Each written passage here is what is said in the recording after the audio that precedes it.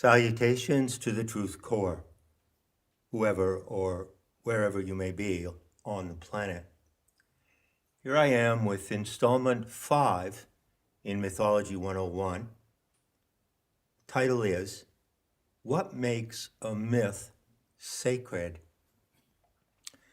Something I can tell you about my calling in comparative mythology is that it runs on parallel tracks.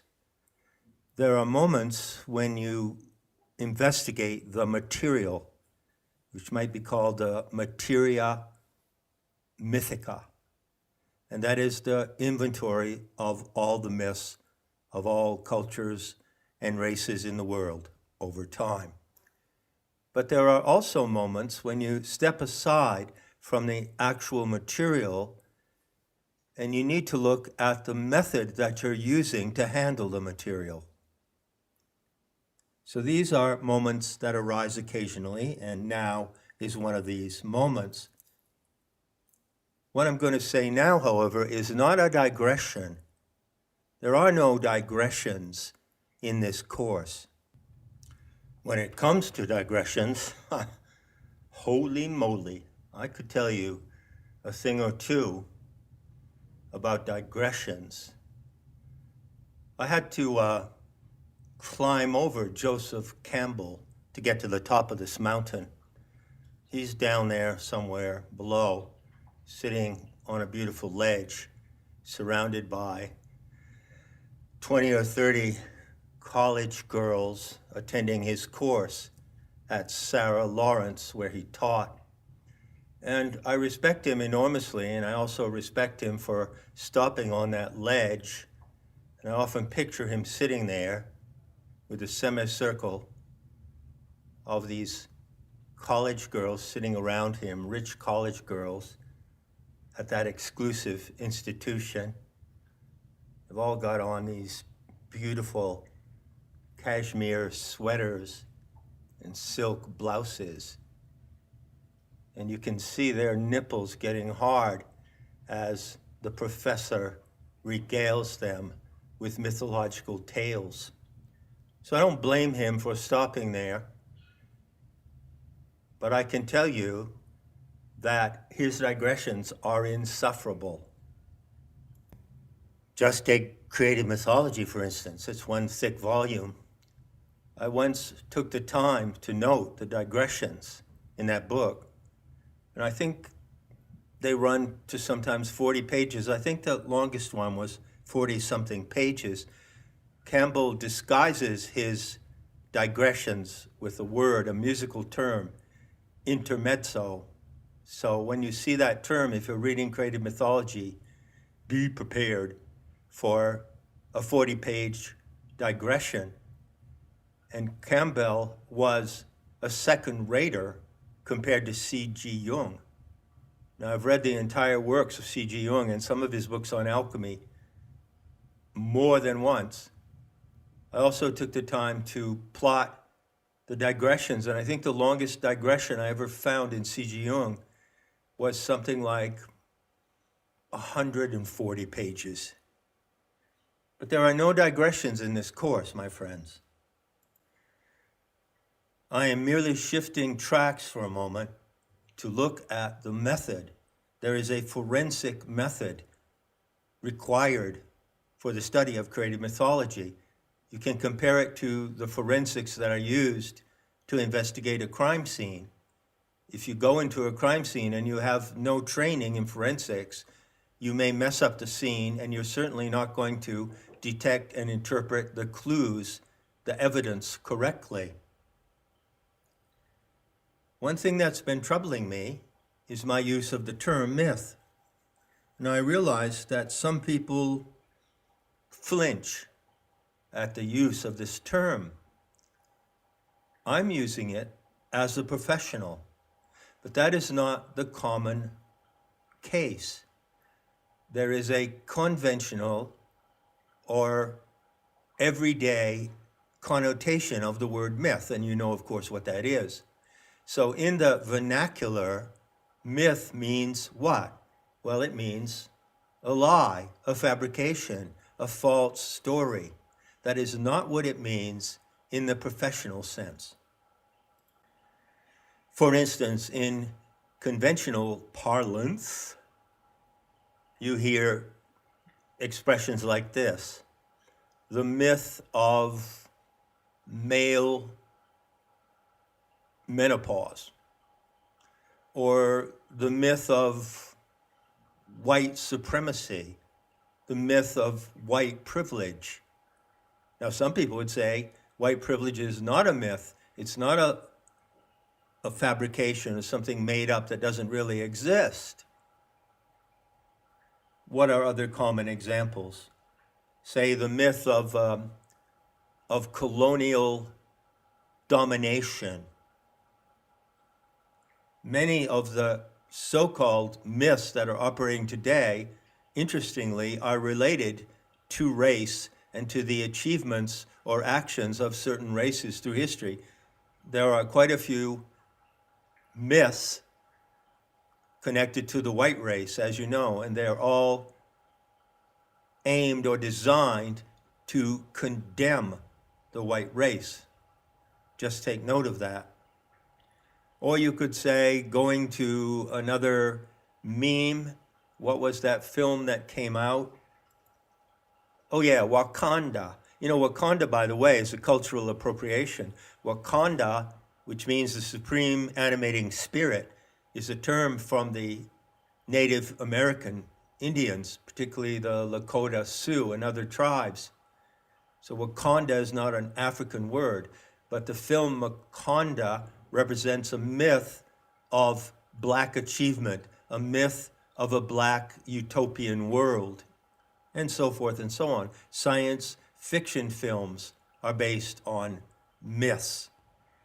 Most notably, of course, the Star Wars franchise. Well, that's popular mythology. It has been made up, it has been fabricated in our time. In the popular mind, a myth is, let's look back at the past now. What is a myth of the past in the popular mind? Well, it's a fake story that people made up in the past because they didn't have science and they were ignorant or undeveloped and they didn't know how things worked. So you have the myth of Prometheus describing the origin of fire. And it's conventionally convenient to say that the Greeks just made that up because they didn't know what fire was and they had to explain its origin, and so they fabricated a story which is just a superstitious fable. So there's a tendency in the conventional mind to look back at ancient myths as superstitious fables with no truth in them. I assure you that the professional mythologist doesn't regard myth in that way, and neither should you. So, what am I getting at when I use the term sacred myth? What is the significance of that qualifier? Well, there are, loosely speaking, myths that are just myths that tell a story, a narrative, and then there are myths that contain power that you can access and make your own. I might compare the two to having a bank account. You can have a bank account, and with it you get a checkbook, the way it used to be in the old days. You can tell how old I am. But if you don't have any funds in your bank account, then you can write a check, but the check is worthless. And if you try to float that check, then you are committing fraud. On the other hand, you can have a bank account, you can have money in the bank, you can write a check and use it to transact business. The sacred myth is like a bank account with money in the bank. More specifically, you can realize and utilize a sacred myth by looking at the word sacred in its root meaning. It comes from the Sanskrit root shak, which is spelled S-A-K, and that is the root of the word sacrifice, sacred, sacrilege, sacramental. Take the word sacrifice. What does sacrifice mean? It literally means an action of power, an act of power. Shak is also the root of the magnificent word in Sanskrit of Shakti. Now, Shakti means power, and specifically, it means the materializing power of the universe. So the ultimate source, the origin of the entire universe, has the power to materialize the universe. And sacred myths carry that power in a way that is transferable to those who engage the myth. Once again, speaking loosely, well, a myth is sacred in a race-specific way. Can you see that? So the Navajo creation myth is sacred to the Navajo, and the Japanese myth of origin is sacred to the Japanese, to the people who produced it. So in a loose sense, a myth is sacred if the racial group who produced it continue to preserve that myth and to revere it and hold it on the level of a religious and spiritual program. So you get the drift. In the methodology of creative mythology, and it must be right because it rhymes, you look carefully at a sacred myth and you ask the question, what kind of power is encoded in this myth, and how is it transmitted and transferred to those who follow the narrative? Now we can turn from method to material. We can apply that question to the two files on the table in front of us. There is a Semitic myth which has been created and preserved by a certain ethnic group among those who speak the Semitic languages. And yes, indeed, that myth is sacred to them. So the Old Testament is scripture, which is a term for sacred narrative. And the New Testament is scripture, the book of Revelation. All of those three documents are derivatives of the Semitic myth we're considering. Once again, when you ask the right question, it leads to a better question. This is a rule of the living gnosis. The question then would be, well, what is it exactly in the material of the Hebrew narrative that concerns power? How does it describe power? Whose power is it? And how is it available to those who follow the narrative? Not a difficult question to answer. In the Semitic myth, all power comes from El, the supreme creator God, beyond heaven and earth. And that power is transmitted through a group of deities, the Elohim, or Elohim, and it comes down somehow. Well, how does it come down? Who does it come down to? Well, it comes down to the Abrahamic peoples. Abraham is the designated patriarch of the Semitic myth, and Abraham received his power and his mission in a very particular way. I'm going to look at that incident really closely. It's described in Genesis, where you find the meeting between Abraham and Melchizedek. So Melchizedek is another figure. We're getting to the actors in the Semitic myth. It's another figure who is actually the power giver to the Abrahamic peoples, who are a specific racial lineage who hold the power of the Creator God. Well, how do they hold this power? What allows them to hold this power? Well, they preserve their lineage, they preserve their teachings, not only in the Old Testament, but in other documents and programs, such as the Torah, the Talmud, and the Kabbalah, and the Zohar.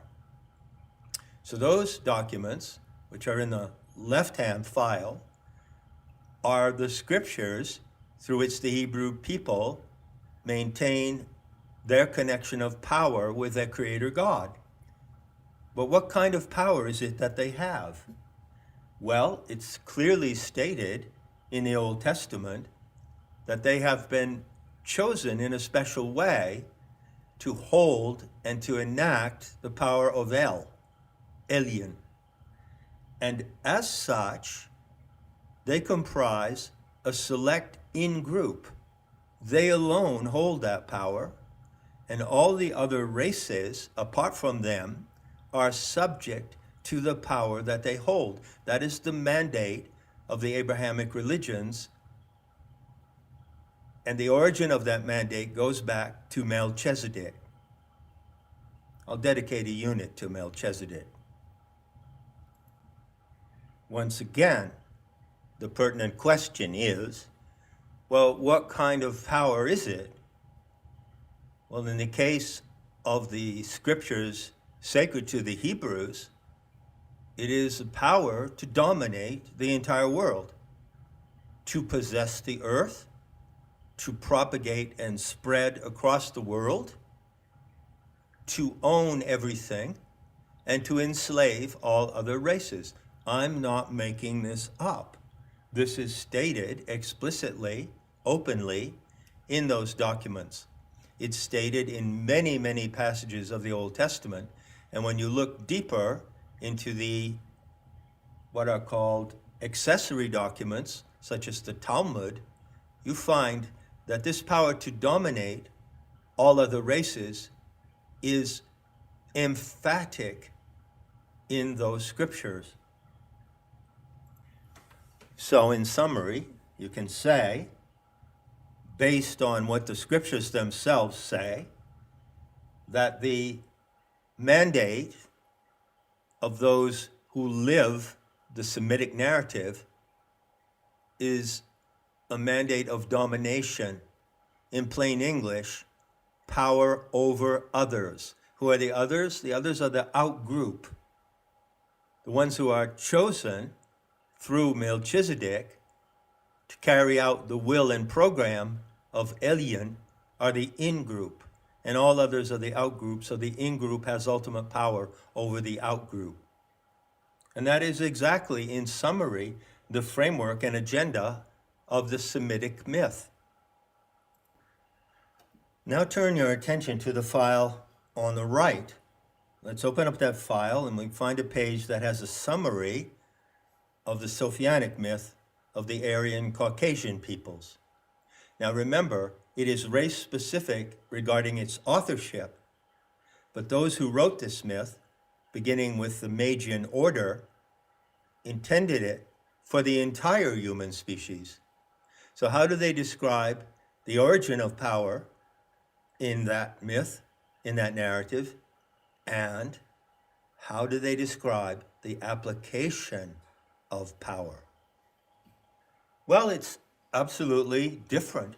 You couldn't imagine a bigger contrast between these two mythic narratives and the agendas encoded in them. Difference is that in the Sophianic myth, the ultimate supreme source of everything that exists, the originator, has the ultimate power. But the originator doesn't use its power. It doesn't exert power on anyone.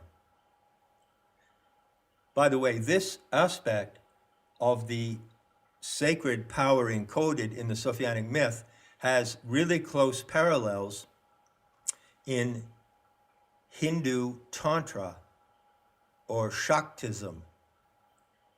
And there are close parallels, there's a close interweaving in some respects between the principles of Hindu Tantra and the Sophianic message. How so? Well, the Shaktas of India, Shakta means someone who worships power, that is to say, someone who sees the true source of power and shares it, claimed that the ultimate source, which they call Parasamvit or Shiva, does nothing. Shiva is simply the beholder. And what Shiva does is it is a male connotation, delegates the power that he holds to his Shakti. And so it is the Shakti who manifests or materializes the universe, while the Shiva watches and beholds what the Shakti does. That's a beautiful principle from Hindu Tantricism, and it fits perfectly with the Sophianic paradigm. So as the story goes, and you'll find this described in the home story in the beginning of the 9 episodes, as the story goes, the originator, who is neither male nor female, delegates its power to the aeons or generators, who are gendered divinities, gendered gods. And it allows them to create with the power it gives to them, while it resides in a state of supreme beholding. So where is the originator? Well, the originator is at the source of the universe and also pervades everything that arises in the universe. But the originator doesn't act. The aeons or generators are the actors. They carry the power. And how do they express that power? How do they apply it? They most certainly do not apply it as power over others. On the contrary, they follow the example of the originator. So they offer their power to be shared by the creatures that they create in the worlds that they create. So we are now living in a world which is a real material world. It's not a dream, it's not an illusion. And this world is located on a planet in a solar system, which is embedded in the third arm of a massive 4 or 5-armed spiral galaxy called the Milky Way galaxy or the Orion galaxy. There's another difference between the Semitic myth and the Sophianic myth. The Semitic myth doesn't really locate where God is. It doesn't place Elyon anywhere that you can see. Elyon is invisible.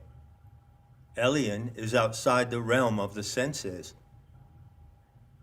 Elyon is an off-planet deity. But the aeons are actually in a material world you can locate. They inhabit the pleroma, which is a Gnostic term for the core or center of a spiral galaxy. So the aeons are materially present in the core of this galaxy. And in the limbs of the galaxy, which are vast pinwheel arms rotating, there are worlds, there are stars and planetary systems. And in these planetary systems, creatures live, different species. For instance, our planetary system on the Earth is the home or habitat of many, many species, including the human species, the anthropine species. So we are anthropines.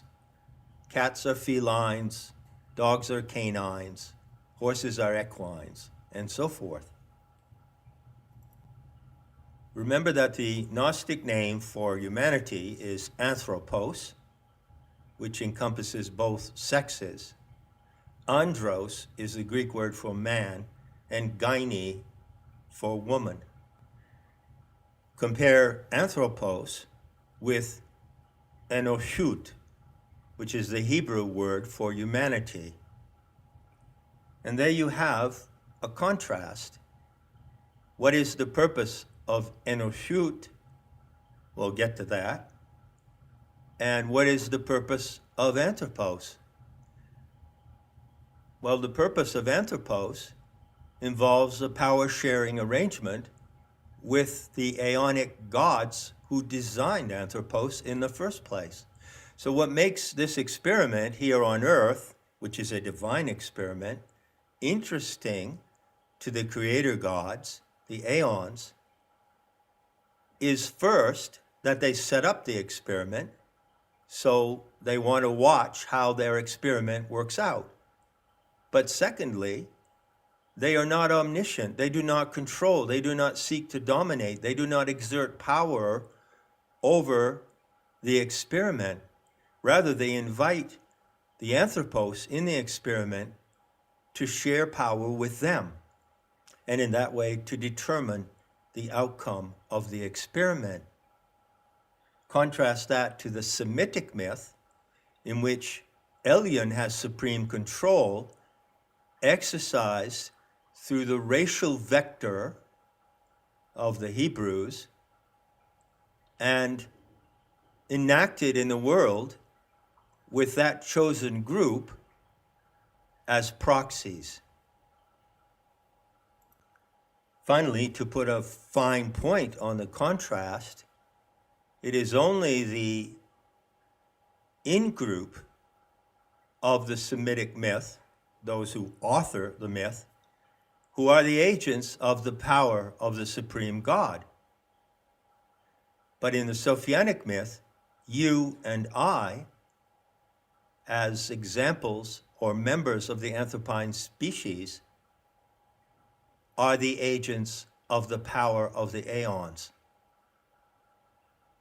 They offer their power in complete love and generosity and in play, by contrast to the power wielded by Elyon, which comes with serious and severe conditions, such as rules to obey, punishment, retribution, tests and trials, including a genocidal agenda.